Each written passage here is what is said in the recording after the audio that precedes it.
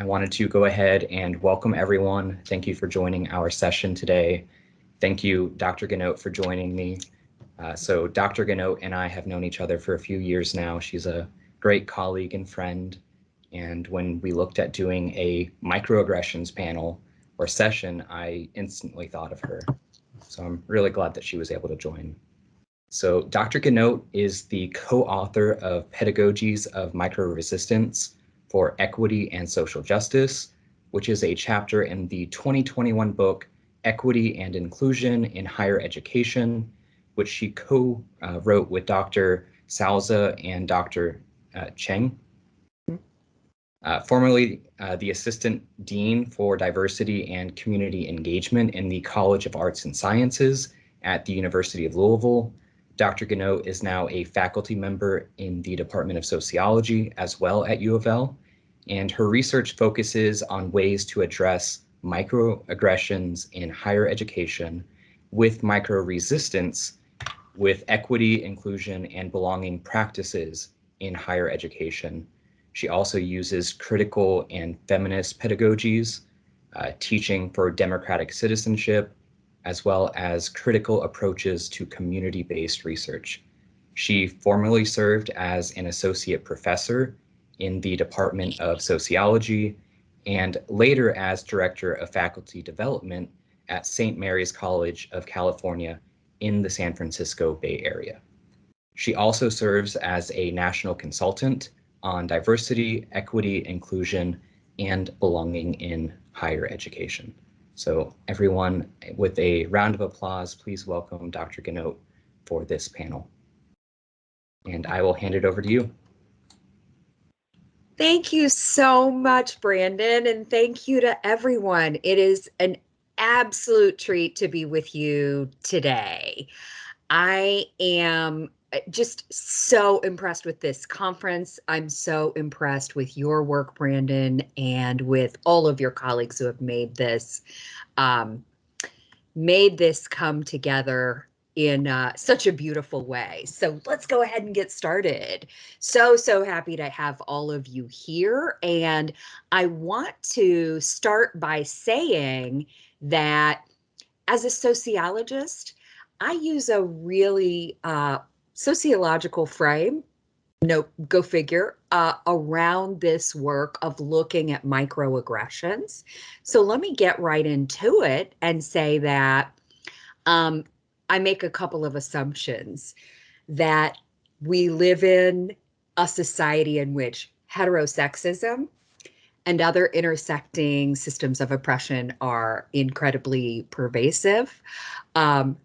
The other systems, of course, that intersect with heterosexism being systemic racism and white supremacy, patriarchy, class exploitation, ableism, and American imperialism, to name a few. There are others, of course, that intersect with heterosexism, and that all those systems are pervasive. And that sadly, higher education, much as we wish it were, immune from these systems, higher ed is not immune. Higher ed is a microcosm, in fact, of the broader society. So of course, those systems and their manifestations, both micro and macro, surround us in our higher ed institutions and in our communities.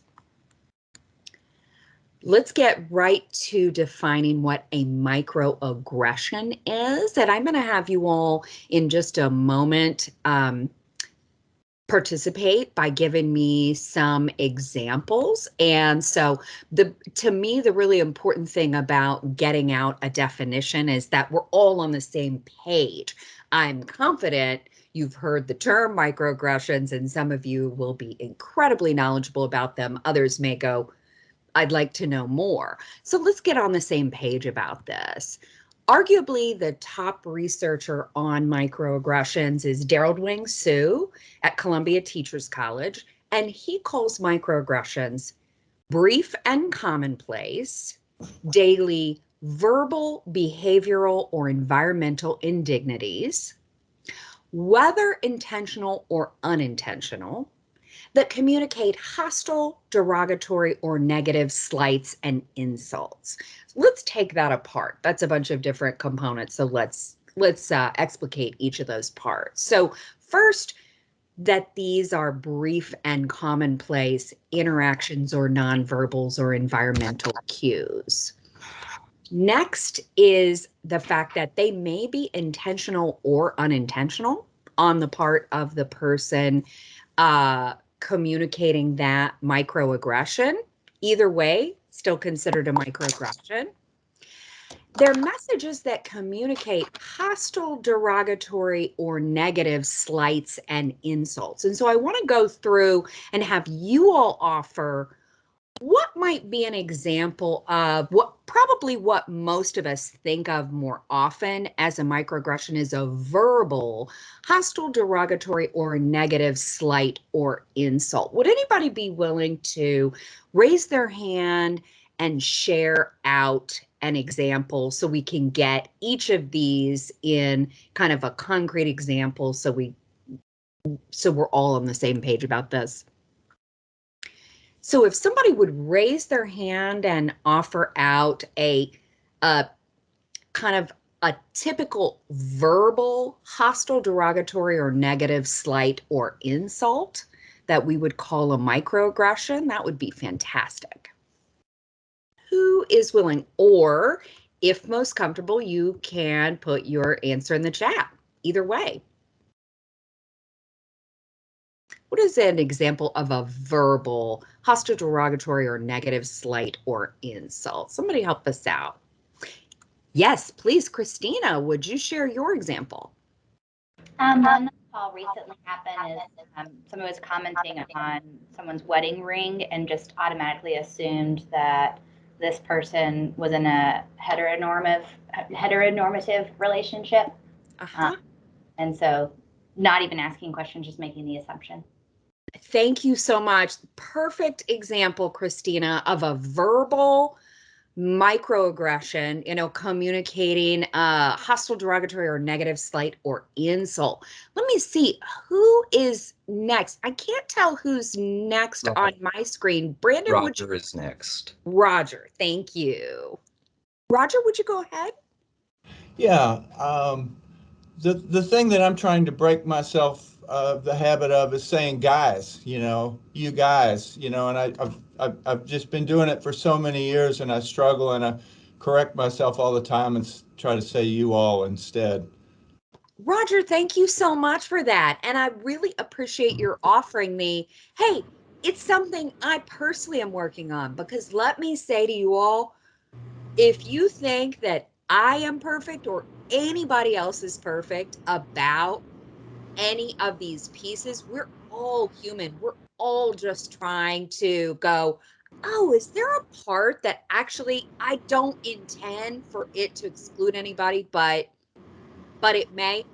Okay, I'm trying to do the work myself. So thank you so much for that, Roger. So Christina and Roger have perfect examples of verbal, hostile, derogatory, or negative slights or insults.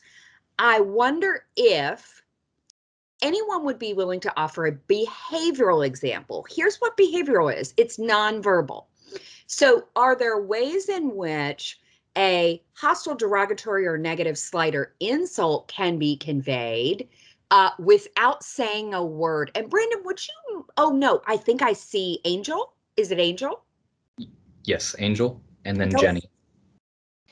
Yeah, so one that I get a lot as a transgender person and a person whose gender expression is the whole spectrum. I don't just stay to masculine or feminine. People will be like, oh, I'm surprised you're wearing that, or being like, oh, you don't often wear feminine clothing. This is different. Or like, for example, one time back in high school, I wore a dress to prom, and I was excited to wear that dress. And I don't typically wear dresses because of gender dysphoria. And people would comment automatically assuming that someone else had picked out the dress for me and were like, you look so uncomfortable and everything. And it's like, No, I was feeling myself, but now I'm like self-conscious. Thank you for doing that. Oh, my gosh, Angel, thank you so much for sharing that. What perfect examples of microaggressions that came your way, that completely, completely unnecessary commentary that didn't reflect at all your sentiments that are obviously unwelcome and unhelpful, that then made you feel some kind of way. Thank you so much for that, Angel. And then let's see, is it Jenny? Jenny. Yes, thank you. Uh-huh. In my human services classes, one of the behavioral microaggressions that I talk about is microexpressions. And in human services, we're teaching students to become mental health professionals. And when someone is maybe different than us or is wearing something different than what we would consider the norm, that just very quick eye roll, or the look that you can't get off your face. So I talk to my students all the time about micro expressions and how to keep those down, because they really tell your true feelings. Jenny, thank you so much for that. That all it takes, isn't it, is, and really linking that with Angel's incredible share right before you, all it takes is, whether it's verbal or whether it's the behavioral kind of nonverbal, the expression on your face, a look, an eye roll, that's all it takes to convey to someone that hostile, derogatory, or negative slight or insult. Thank you for that. And Sylvia, do you have another one? Yeah, I was thinking like an example of a micro expression would be like when you are on a plane and you see someone wearing Muslim dress and you move your seat, or like your body tenses up, or like you see those kind of microaggressions where Sylvia, that is absolutely correct. Every time someone, just in exactly the example you gave, when someone reacts in a moment, when someone is crossing the street because they see a man of color walking behind them, when someone clutches their purse on the elevator because someone walks in, every one of these conveys, they don't have to use a word, but they convey that hostile, derogatory, or negative slight or insult. And Jenny, I'm really heartened to hear that you're teaching your students about that too. It isn't just your words, it is also all nonverbal. So those are great. You all are so on point about the verbal and the behavioral microaggressions. So let's go to environmental. When I first heard this Sue definition, I thought, now wait a minute, that's the one I hadn't thought of. So with environmental, I want you to think of two different avenues I've thought of, and you may have more.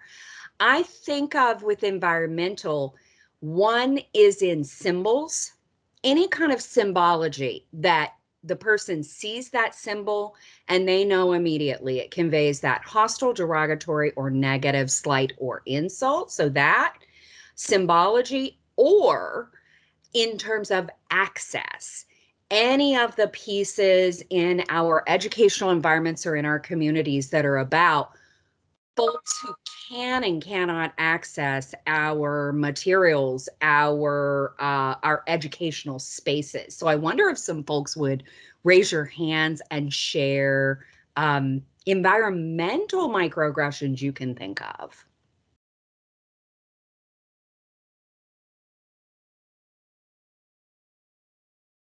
Is there any kind of way in which, one, a kind of symbol that a student might see, or a colleague might see, or a community member might see, or a community member might bring onto our campus, or any of those kinds of things that conveys a hostile, derogatory, or negative kind of slight or insult message? Anybody think of anything? Yes, Angel? So I'm from rural Kentucky, and so a lot of people would bring and wear the Confederate flag symbol, and it would make a lot of us uncomfortable. Yes. Yes. Angel, perfect. The minute you see a Confederate flag symbol, that conveys immediately a hostile, derogatory, or negative slight or insult. Perfect example. Excellent. Anybody think of the other kind that I gave? Sylvia? Or it could be a symbol as well. Whichever type you'd like to give, Sylvia. Yeah, the one that I was thinking of, and it's probably, well, excuse my daughter in the background, I'm sorry. But I feel like at like maybe a pride rally or maybe like a pride parade kind of thing, for someone to show up with like crosses and religious regalia Yes. could, like, that's a form of aggression, I think. Absolutely. You've got it. Absolutely. Absolutely. I think there's a panel or a talk later today about um, exclusion in religion for LGBTQIA plus folks. And so thank you so much for that. Absolutely. Y'all are both right on. I want to tell you some things that some former students of mine have said about the access kind of piece, the kind of example there. Gail, would you like to share? Yeah, I was also thinking about discrimination for people with disabilities. Yes. And, of course, there are tons of inaccessible places. And, you just think about sidewalks and the lack of ramps for people who are in wheelchairs. So that would be an environmental disabling situation. Absolutely, Gail. Perfect example. The idea that on our campuses and in our communities, any space that a person who is in a wheelchair cannot access, any space in which our community members, faculty, staff, or students who are deaf or hard of hearing cannot access. Angel is adding having gendered restrooms and no access to restrooms that are all gender or at least single stall. Each of these, you all of these are really big kinds of environmental microaggressions that, for example, my student who said at U of L a few semesters ago, he is in a wheelchair and he said, I can tell you every building at U of L where there's an elevator, but it's often not working. There are all kinds of different ways in which, with a 15-minute travel time between classes at U of L, he's like, huge classroom buildings only have one ramp entrance. And so he's trying to get there across campus. He's like, he brought all kinds of ideas to me that I, as an able-bodied for now person, had not thought through and had not realized. So, Gail, you're so right about that. And, you know, thankfully, we have a translator here today. How incredible. There are so many spaces where there's no translator or options for our deaf and hard of hearing members of our communities, members of our campus. There are no options for our blind or low vision members. So those are all kinds of environmental microaggressions. Sylvia, do you want to add? Yeah, I just wanted to add to that this was actually something that was brought up to us in our PTK Honor Society recently. We have a conference coming up and various events, and one of our newest members has issues with hearing, and so they had asked if we had accommodations for that in our plans for the conference. And to be honest, it was a moment in which I felt horrible because of all of the planning that we did and all of the hours and hours and hours that we have spent planning this event. Not once did we consider someone with disabilities and their access to the various things that will be happening throughout this conference. And so that was really an eye-opening moment for me. And I was also embarrassed because my own mother had a stroke when I was 18 years old, and that's been almost 20 years ago now. So I have, for a very long time, been frustrated with lack of access for her to be able to go to places and do things.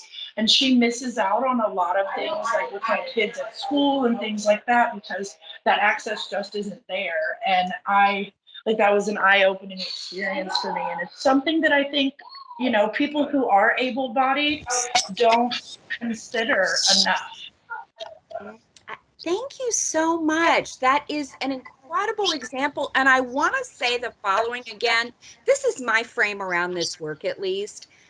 I don't know a person who doesn't have something new to learn, like as you so beautifully shared, Sylvia, the idea that you had to learn through that example. And I promise you, again, as someone who is able-bodied for now, I mean, my belief and, many, many, many people's idea about this is being able-bodied for now certainly doesn't assume what happens to us later any time in life, that there are all kinds of ways in which bodies change, and that there are a lot of ways to not know what someone else might need. But here's what's wonderful about this moment historically to me. I think we are all, so many more people in critical mass are really trying, are really going, I want to learn. Oh my gosh. Sylvia, from your example, I'm confident next time you have an event like that, that'll be the first thing you think of, right? So I think we can all learn about an area in which perhaps we hold privilege and going, my goodness, thank you for telling me. I never realized that. So y'all, those are excellent examples. I want to give you another couple of examples of types of microaggressions. Then we're going to go into micro resistance practice. So I'm going to tell you, just this too. Microaggressions, though they usually unfold in small interactions, they are small everyday interactions, but they are firmly situated in those interlocking systems of oppression we named: heterosexism, class exploitation, patriarchy, racism and white supremacy, ableism, American imperialism, all of those kinds of systems. So anybody who says, microaggressions, grow a thick skin, to me, while there of course are macroaggressions happening out there every day, and we all hear about those kinds of things, so often to me, on the daily basis, there are the microaggressions that make people, they can end up making people feel less welcome, less like they belong to the community, less like everybody wants them to be a part of it. And I know that everybody in this session wants everyone to feel included. So that's just one distinction. I'm going to add three other types that Daryl Wing-Sue talks about. He talks about micro assaults. Those are conscious bias beliefs or attitudes that are held by individuals and intentionally expressed or acted out overtly or covertly towards a marginalized person or socially devalued group. So let me, just in the interest of time, so we get a lot of good time to practice micro resistance, let me just give you an example of a micro assault.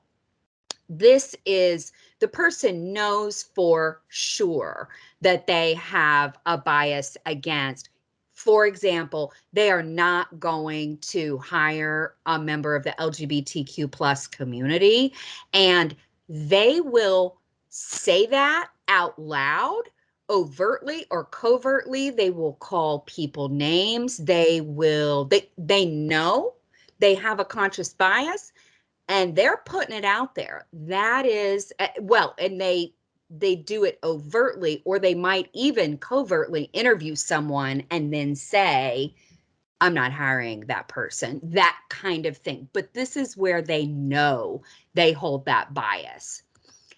This next one, a micro insult, and the next two are more, they're more nuanced. So the micro insult, these are interpersonal interactions or environmental cues that communicate rudeness, insensitivity, slights, and insults. They might demean a person's racial, gender, sexual orientation, group identity, heritage, gender expression, those kinds of things. So micro insults are usually disguised as a compliment or a positive statement towards the targeted person or group. They are conveying that hostile, derogatory message, slight, or insult, but they are in the, oh my goodness, you are so fill in the blank for a person in this community. One that happens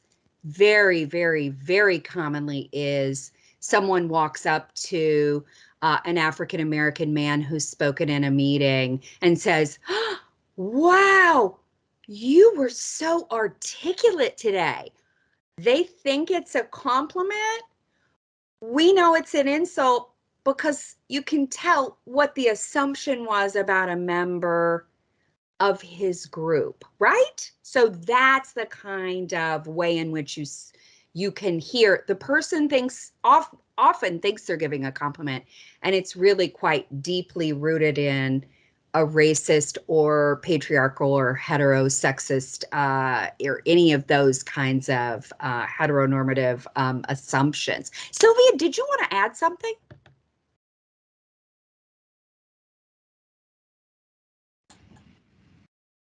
I think we're good. Okay, great. Yeah, I think you definitely hit on the example that I was thinking of, because that is the one that drives me. Like, I hate for someone to tell an African American person, "Oh, you're so articulate. You sound white."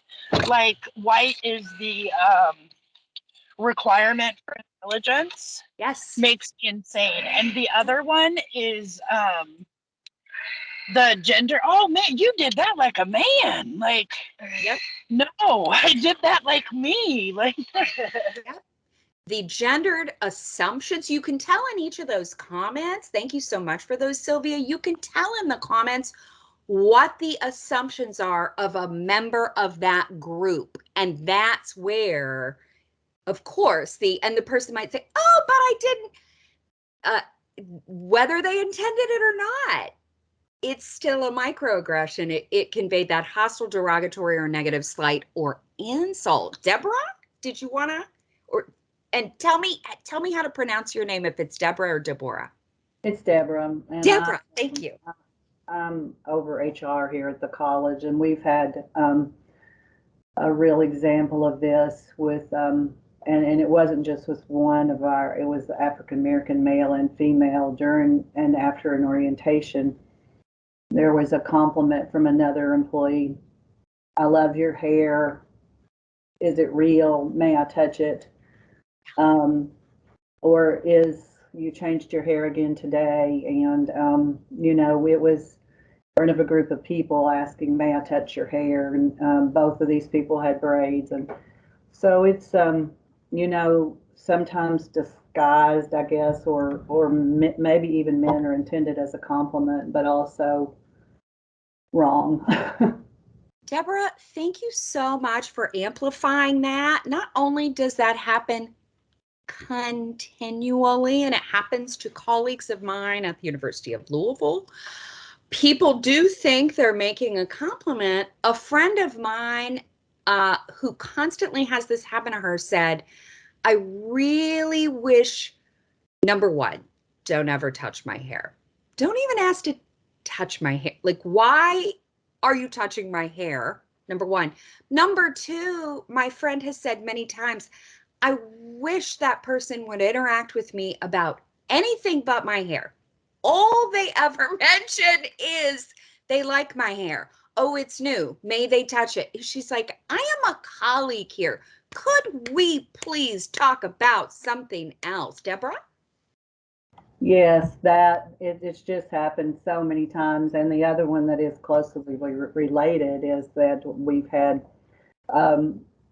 females who are pregnant, and colleagues, believe it or not, ask the same thing, how far along are you? Are you pregnant? They've asked people who are not pregnant, and may I touch your belly? I swear to you, what people, a great rule is you don't need to be touching colleagues. you meaning if you're really close and you agree to a hug, obviously you may agree to a handshake, or in these moments maybe the person doesn't want a handshake, maybe they want a fist bump, maybe they want an elbow bump. But there are all kinds of ways in which people just don't want to be touched at work a lot of times, and commenting on a person's appearance.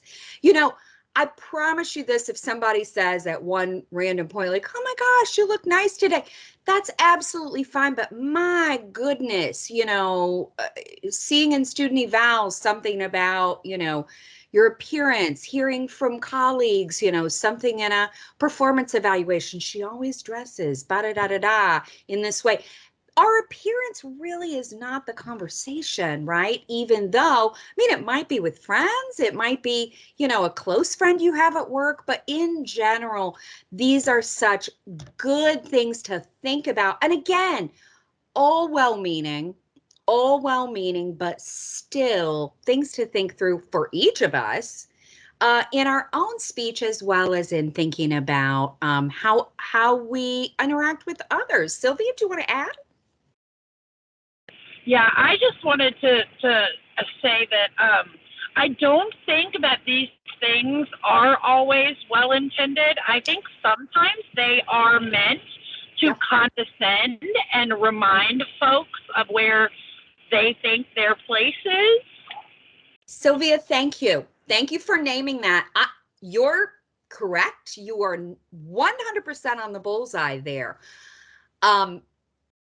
Any number of these behaviors, that's absolutely right. And frankly, and sometimes it's a really known, I call it a usual suspect, where that person does it all the time. And we all know, every one of us knows that's that person. Sometimes it's that, and sometimes we don't know if they intend it or not. And it still makes it a microaggression. So Sylvia, thank you so much for that. Here's the type, y'all, that I was like, when I learned this, when I went, okay, that's happened to me 275 times in higher ed. That's an approximation. Micro-invalidation is when someone directly attacks or denies the experiential realities of socially devalued groups. They accomplish this goal through interpersonal and environmental cues that exclude, negate, or nullify the psychological thoughts, feelings, beliefs, and experiences of the targeted group.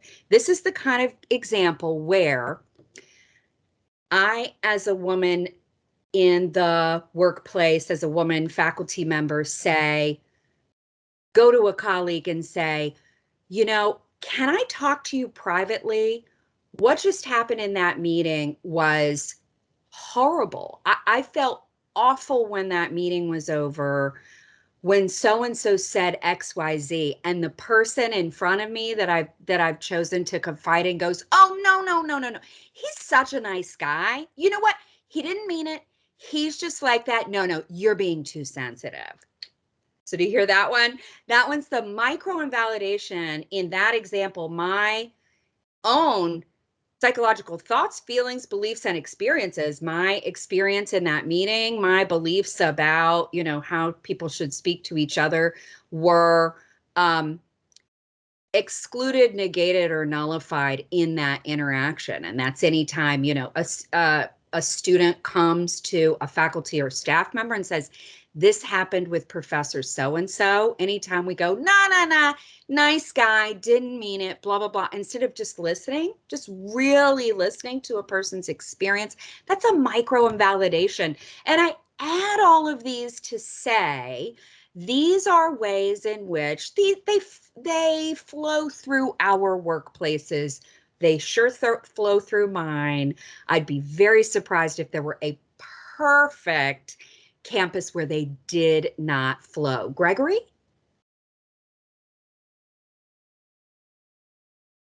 Go ahead and unmute if you can, Gregory.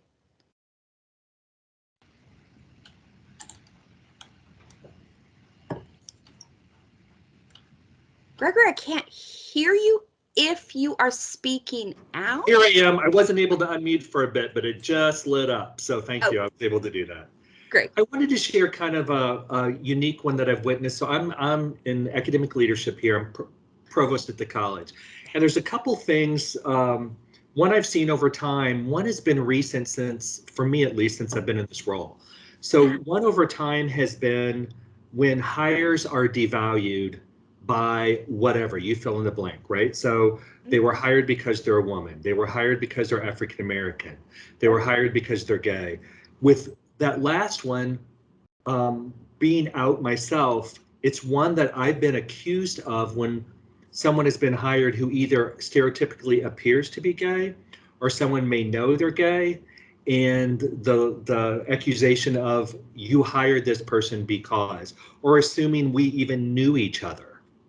Right. So all of those categories to me are disturbing on two levels. One, on a personal level, but also what it does to that person who's being hired and what question mark it places on them, and that power of degrading them and questioning whether it's a valid appointment.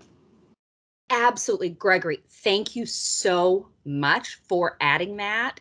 Thank you so much for putting that out into our space. The ways in which that can not only follow somebody throughout their entire time as a hire on a campus, but, and obviously at its core, negate that person's everything they brought to the job, which is the reason they were hired.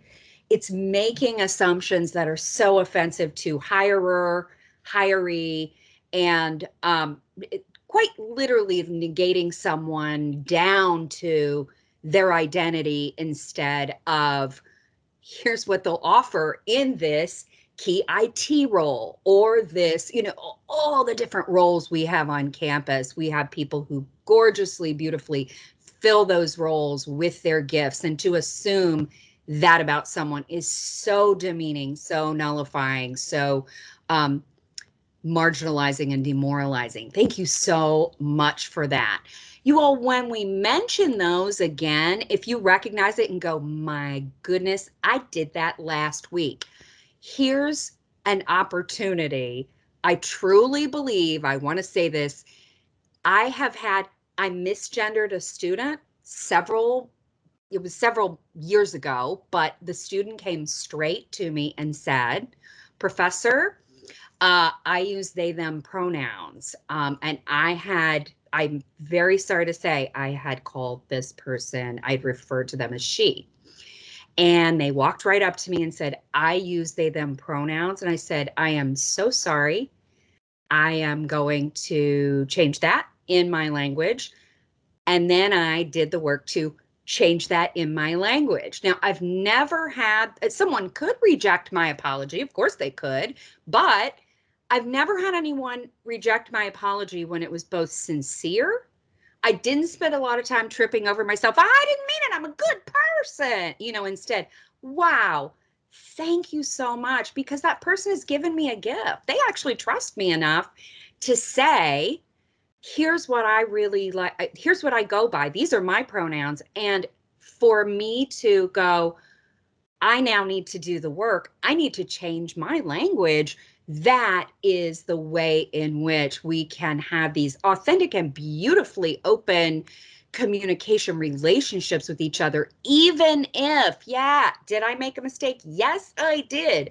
I have never truly had a student or a colleague who wouldn't go, thanks, moving on. Now you've changed your language. Great, good. Now let's get back to business. So that's always an opportunity that's available to each of us. Just a sincere apology with the work to change. Now, what I want to say is I want to say the following with a caveat. Do we have to address every microaggression that we see, hear, or hear about? It depends. I would never say to every one of you here, you have to address every microaggression, because obviously that would be irresponsible. Not only are there members of our community, because they're intersecting identities, who receive, I'm confident, microaggressions every single day. I'm not asking you, person experiencing microaggressions every single day, to address every one that comes your way. What I'm really calling us to as a community is saying, when we hear, see, notice,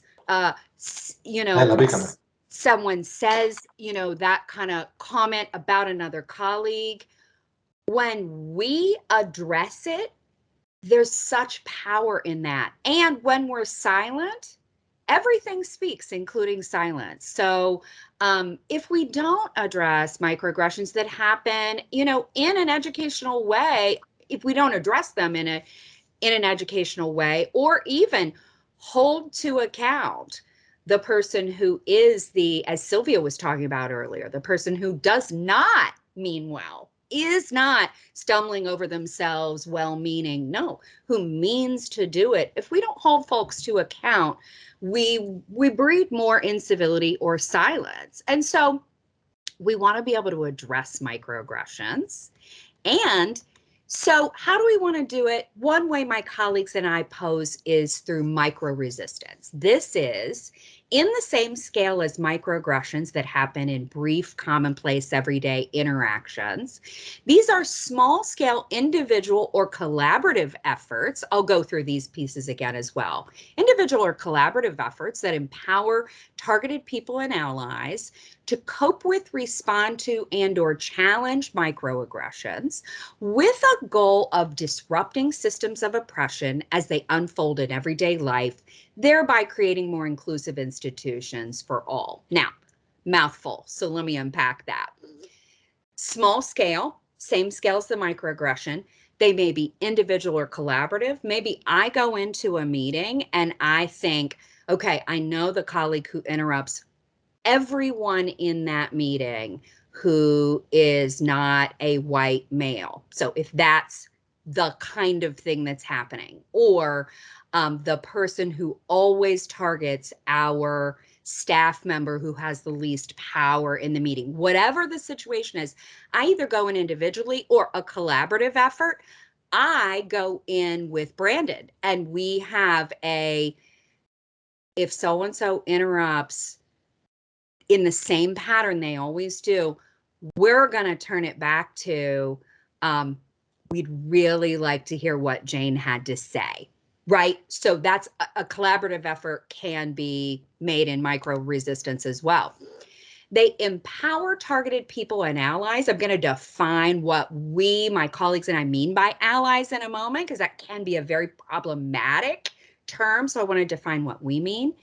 So we want to empower those targeted by microaggressions and allies, anyone who is not in that identity that's being negated or nullified or insulted, but who wants an inclusive environment for everyone. These are tools that let us either cope with, respond to, or challenge those microaggressions. Why are we doing this? Systems of oppression depend on everyone's silence. For racism and white supremacy to go on in our environment, it depends on everyone who's white to go, well, I mean, that wasn't about me, so I'm not intervening.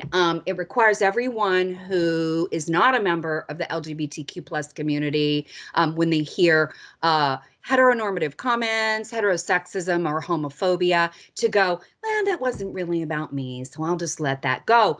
When we disrupt the silence that's really expected in systems of oppression. We in those micro ways in our own spaces, and every person here has their own space in which we have a real sphere of influence, right? Whenever we disrupt those, we're taking action on behalf of everyone. We're literally going, I don't know if you know this, but that term you use can be pretty offensive these days. And I wonder if you've thought about the impact on, XYZ. So those are the kinds of things we're talking about with micro resistance. Let me just say that when we're talking about allies, we are talking about folks who commit themselves to ending systemic oppression by following the lead of targets, those who are targeted, and acting accordingly. So this isn't the, so often people hear the word ally and think, I should be a white savior. I should be the white person who saves all the people of color. No, that's not what we're talking about at all. We are not talking about that, or even the person who's a performative ally who says, I'm an ally, I'm an ally, I'm an ally. And those in the community they're supposedly allied to go, I've really never seen any evidence of that, but they sure seem to talk about it a lot. That's the performative ally. So we're really talking about legitimate allies who are saying, I am not a member of that community, but by God, am I trying to educate myself in every way possible about how I can help end this systemic oppression. And I am not trying to take center stage. I'm trying to follow the lead of those who are targeted. I'm in dialogue. I'm saying, what can I do to stand with you? Those kinds of things. So that's what we're talking about with micro resistance. Micro resistance might happen before a microaggression occurs, immediately after it's occurred, or after a microaggression has occurred when you've had time to contemplate your response. All those things are micro resistance, all of them. So let me go to, we're going to do a couple of 3 specific forms of micro resistance. I want to have you write on your own device about the next one. So, actually, no. Let me just introduce this one and then we'll write about the next one. Microaffirmation is a tiny act of opening doors to opportunity, gestures of inclusion and caring, and graceful acts of listening. So these are, it's not honoring someone as Employee of the Year, it's this tiny act of sending someone an email. I don't know if you're interested in this leadership position, but I sure thought of you. You'd be amazing. I just received one of those this week. I felt amazing. I don't quite exactly fit it, but it made me feel so good. Someone thought of me. It's saying, would you come to this meeting? Your voice would be so important, and then giving that person the choice as to whether they have time to do that or not. But all those kinds of, someone comes to me, instead of going, he's such a nice guy, please don't be sensitive. Instead, I actually listen and I offer that graceful act of listening. That's a micro affirmation, and those can happen all throughout our workplaces. This is the one I want you to either write, or however you voice write, any kind of writing, to practice this one. It's called OTFD. This one is open the front door to communication.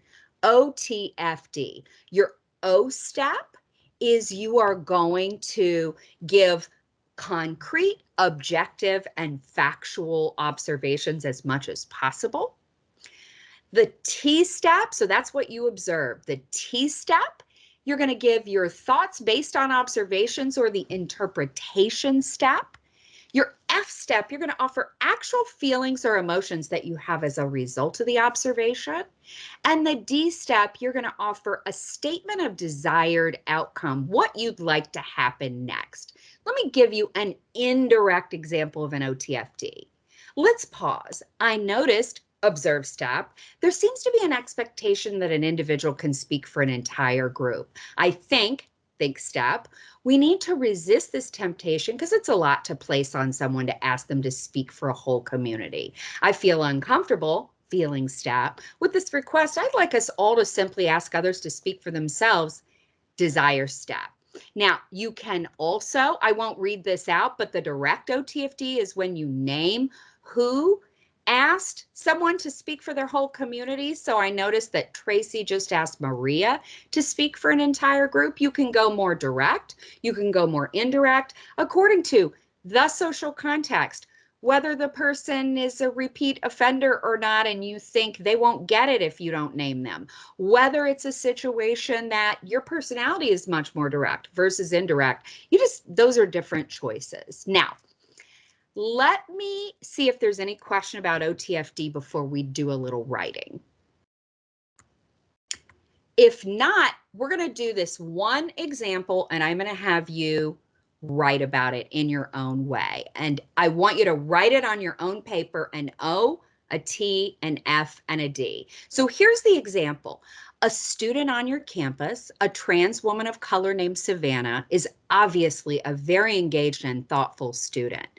In your current role, whatever role you occupy, you've noticed that some of Savannah's classmates do not really listen closely to her ideas or look at her when she speaks, whether in class or in extracurricular meetings. This has just happened again. You're in or you're observing a class session where Savannah has shared what you know to be a thoughtful comment on the material for today's class, but her classmates are showing signs that they're not listening to her.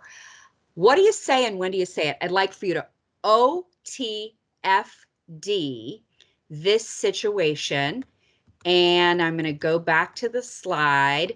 Take about 1 minute and jot your O, your T, your F, your D down and begin.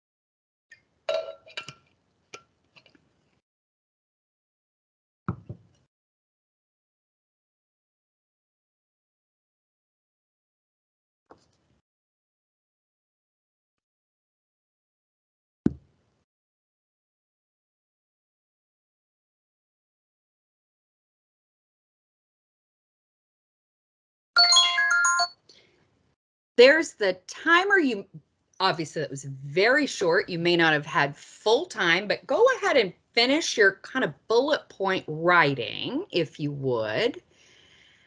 And I'm simply going to tell you, normally if we had more time, we'd go into more about what was easy or hard about this, if you learned anything from it. But I want to say the following.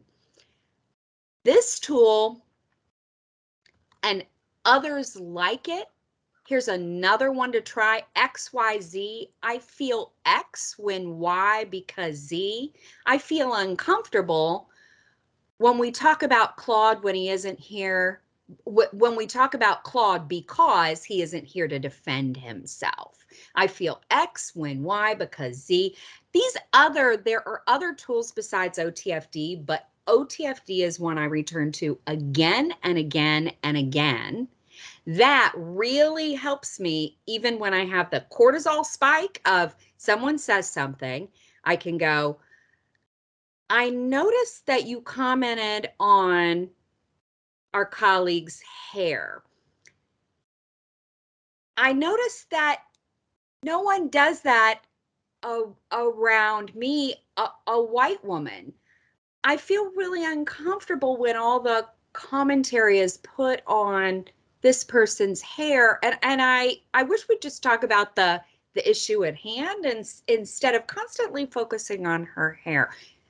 Just an example, I have an OTFD in my pocket that I can use in order to address the microaggression that has come. So I hope that's one tool that you can use. I want to see if we can, just as we finish up here, I'd love to have you all finish one of the sentence stems. I'd love to ask everyone who's here to pop in the chat, fill out any one of these as a collective reflection. One thing I learned today is I had no idea that, or I will try to.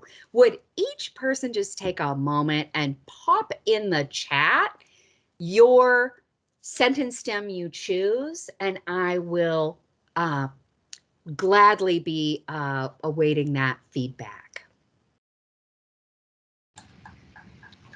All right, so we are getting really close on time.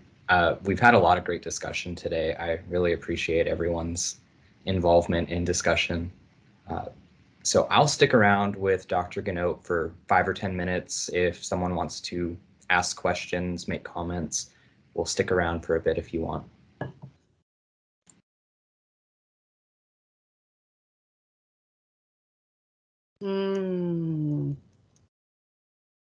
I love reading these, you all. And if you have to slide off without popping in the chat, I get it. I will tell you, every one of these is incredible to me. I love seeing any of your feedback. Thank you so much. Oh, I love it. I love reading these. This is incredible. Oh, thank you, thank you, thank you for your feedback. Allison, yes, please ask. Hi, so I have a question. So I have used the OTFD in my life before. There were people in a restaurant I worked with, unfortunately, using the N-word in front of guests, and they were white. And so I brought that to my manager, and I told them how uncomfortable I was. That's not something that they should want to be presented to about their company. And we have a lot of Black guests. We have a lot of Black servers and people that work with us. And so I went through all of that for them to come back to me and tell me that one of the white people has a relative who, or they have, their husband was Black, so it was okay for them to say that. So my question is, what happens when you try to do that, try to stand up for people, and it backfires and it doesn't work? Oh, Allison, thank you for that. Thank you. So legitimately, I swear to you, if I could count the number of times someone has said something like what you just said, somehow as an excuse, oh, but I have someone in my family's whatever it is. We all know, unacceptable. That doesn't give someone the way open to talk to anyone in these deeply offensive, unacceptable kinds of ways.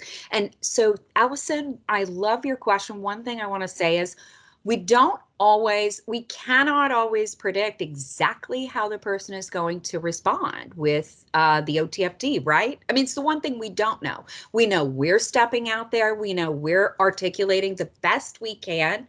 Doesn't have to be perfectly, but the best we can is we are trying to address this horrible language, this deeply denigrating language as you did. And, sometimes I've had the person in front of me offer something disappointing back.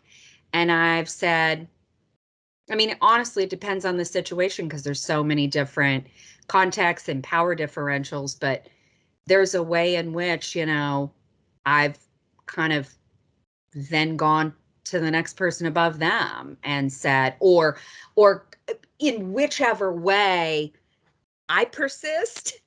But that's me. I'm not saying, you know, you have to do that every single time or anything. And so what do you think about, like, when you get that kind of no, not acceptable, what does it make you think of? What are next steps for you when you hear something like that?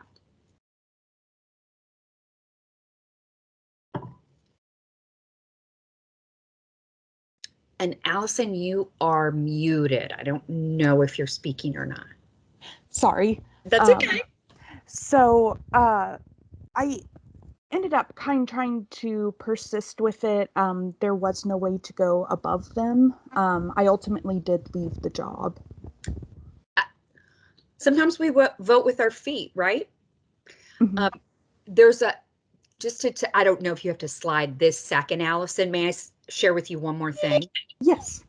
So there's this research by a man named Adam Grant, who is a business school professor at Wharton, and he says, you know, people in organizations tend to, if there's a hostile or toxic environment, they tend to do one of four things. One is they persist in giving 110%, but the microaggressions keep happening.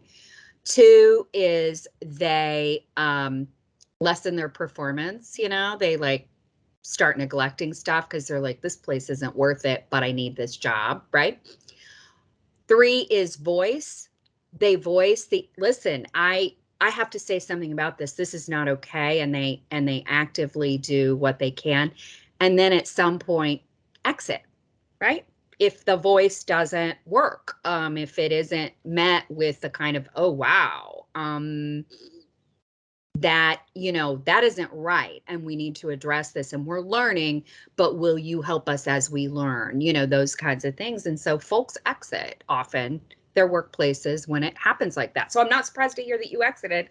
I've done same, you know, in environments where I used my voice like you did, and it didn't go. It didn't change. Nothing happened. And I tried again and I tried again. And at some point I said, I got to piece this out. This is not, this is too toxic and harmful an environment for me to even be in. So, and please do let me know. I know that you all have, you know, you have to go off to another session. Please let me know if you want a follow-up conversation, or, you know, anything else you want to say now.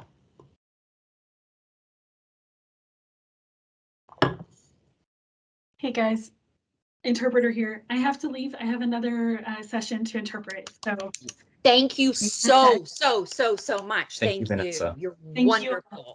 Wonderful information. Thank you. Oh, thank you. Sylvia, yeah, did you want to share something or ask? Yeah, I really just wanted to say that I am so grateful for you coming and presenting this today. I feel like this was something that I needed to hear for the space of my life that I'm in and the things that I'm navigating at the moment. And I've taken so much from it and have learned from it. And it is genuinely going to make me a better person and a more effective ally in the communities that I support. So I just really wanted to say thank you. Sylvia, my word. Brandon, I don't know if we could hear better, more moving words. Brandon, for selecting me to come, and me for, you know, just sharing my work with you all and being able to hear that.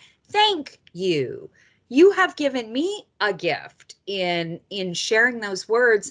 And please know this is ongoing work, right? Like, it's really, really, really, it's important work. We're all doing it. I thank you so much for being moved by this and for saying this helps you in a moment you're in your life. Wow. Wow, wow, wow.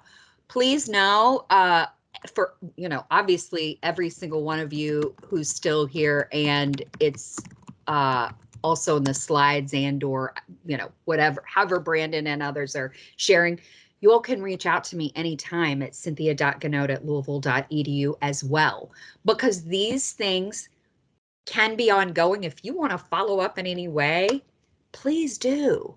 I mean, Sylvia, you've made my day.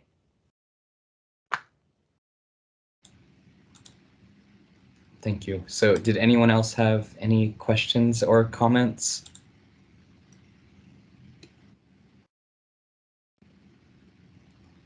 All right, so I'm going to, oh, Roy? Roy? Good morning, everyone. I don't know if this comment is going to tie in with everything with everything else going on within my personal life, but I did get to do the first session with Dr. Yates and Dr. Stories, and then of course Dr. Schmidt. You're my one of my professors, and I've seen a couple of names of some other people in the administrative offices from financial aid, DSS.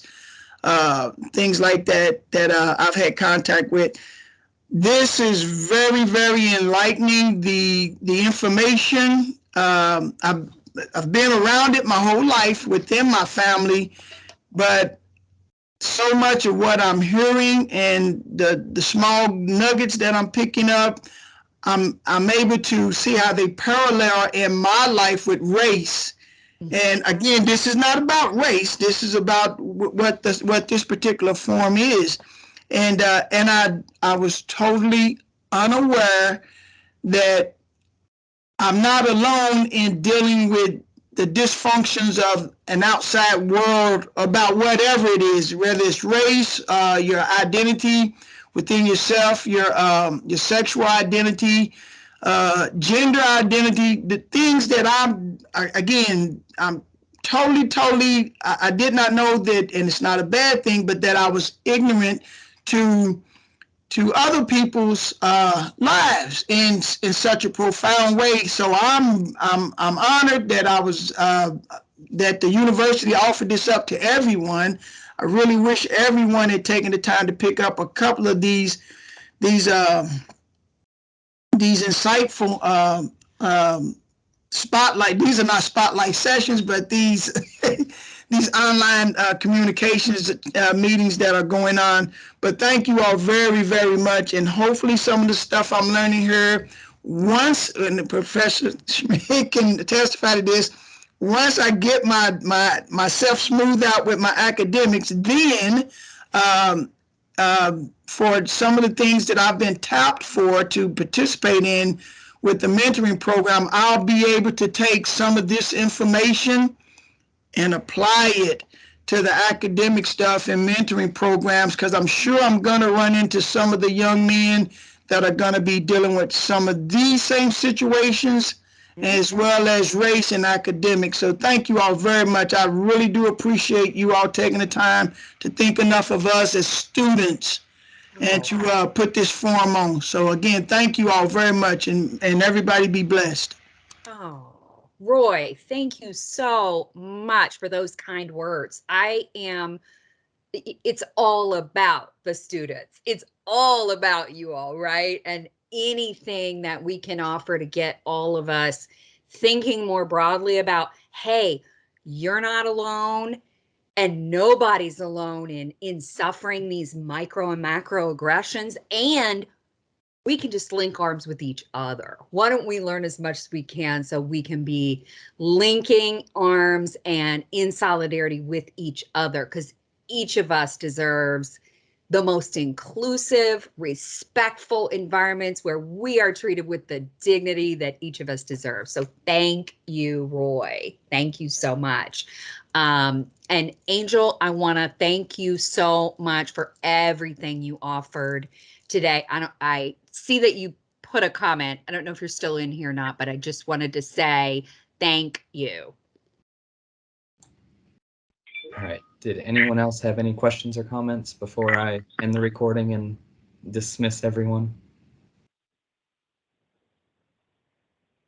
Awesome. Well, thank you so much, Cynthia, for joining us today. Loved it so much. You just you made made my day. Best of luck with all the rest of it. And I am delighted to watch, come to some more meetings and watch some of the recordings. Thanks, Brandon.